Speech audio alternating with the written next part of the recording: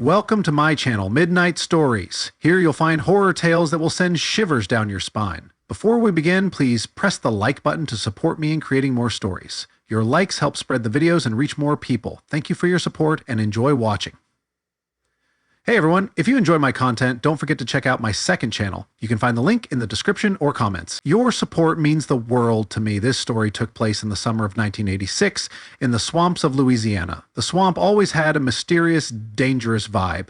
I had spent my life fishing those waters and knew them better than anyone. My name is Elias, but folks around here call me Swamp Fox because I always managed to find my way out of the thick undergrowth and rising waters.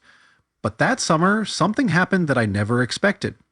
I had my fishing lines set near a quiet bayou, a hidden spot I discovered years ago deep in the marsh. The catfish there grew as big as alligators. My small boat, a pirogue, was tied to a cypress tree root. I sat back, sipping a beer, as the sun dipped low, painting the swamp in shades of orange and green. I stumbled, barely managing to keep my balance as water sloshed over the sides. Terror lent me speed.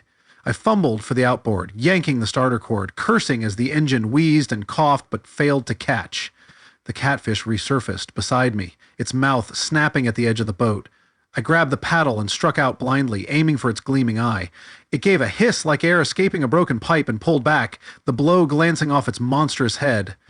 "Oh," I screamed. I dug the paddle in and pushed back, trying to put distance between us, but the pirogue felt sluggish, weighed down in the stern.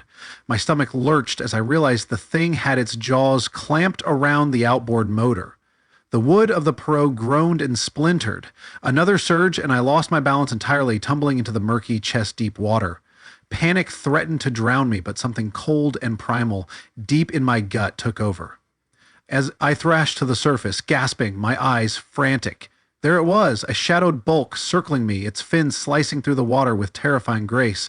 There it was, a shadowed bulk circling me, its fins slicing through the water with terrifying grace, cutting the water like knives. I splashed toward the cypress tree where my boat had been tied, every nerve screaming. My fingers scrabbled on the thick, wet roots, and I hauled myself upwards.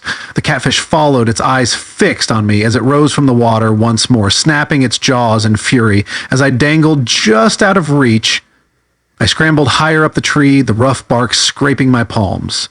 Below, the relentless creature thrashed and battered the trunk. Heart pounding in my ears, I realized I was trapped. There was nowhere to go but down, right into those waiting jaws. A glint of metal in the water caught my eye. My fishing tackle box, wedged in the cypress roots. Inside, I had a heavy hunting knife, a lucky charm from my great-granddaddy. I stretched out, reaching for the box with trembling hands, not daring to take my eyes off the monster below. I managed to dislodge the tackle box, fumbled with the latch, and pulled out the knife. Its hefty weight grounded me in the moment. The catfish lunged forward, a mountain of scales and muscle. I screamed, more a war cry than a sound of terror, and jumped. It all happened in a rush. The impact as I hit the water again, the pain as teeth glanced off my arm, the burning in my lungs, and then I was slicing wildly with the knife. I felt the blade hit something solid, then slide and slice again. I surfaced, choking, my vision blurring. The catfish was thrashing wildly, dark shapes churning the water. I couldn't tell if it was blood or just the mud stirred up in its frenzy. With a sob, I hauled myself back onto the cypress roots, clutching the bloodied knife and gasping for breath. The air felt thick and heavy, my heart hammering as I braced for another attack. But the creature's thrashing slowed, its massive body rolling in the murk before it sank out of sight, leaving only ripples in its wake. Shaking, I sat on the roots, the knife still clenched in my hand. I watched the water carefully, every nerve on edge, waiting for the nightmare to return. But the swamp was quiet again, save for the distant croak of frogs and the rustle of wind through the trees. Slowly I let myself breathe, the adrenaline fading and leaving me trembling with exhaustion. I was alive, but the terror of what I had faced would haunt me for the rest of my days. The thrashing slowly subsided. I didn't dare look. The sun was sinking below the horizon, casting the world in an eerie crimson glow. Swamp mosquitoes buzzed in my ears. I stayed frozen on that root, shivering, waiting for the creature to reappear, but the swamp remained eerily quiet. I found myself beg and pray, looking to the sky for signs, my vision cloudy for the moon buying and my hands gripping twine. And I realized as darkness fell, I found a length of rope in the wreckage of the pirogue and used it to haul myself higher up the tree. I spent the night there, clinging to the branches with one arm while the other ached with what I feared was a nasty bite. Sleeping, of course, was out of the question. In the gray light of dawn, I lowered myself back down, every muscle screaming. The catfish was gone. There was no trace of it save for a few glistening scales shimmering dully in the swamp mud. And I staggered to the remains of my boat, retrieved a tarp, and fashioned a makeshift bandage for my wound. My teeth chattered as I pushed off, heading back toward civilization, not sure if I was delirious from fever or the shock of it all. The tow truck driver gave me a long, disbelieving stare when I finally hailed him down on a gravel road hours later. I must have been a sight, covered in mud, blood, and swamp water, clutching my granddaddy's knife.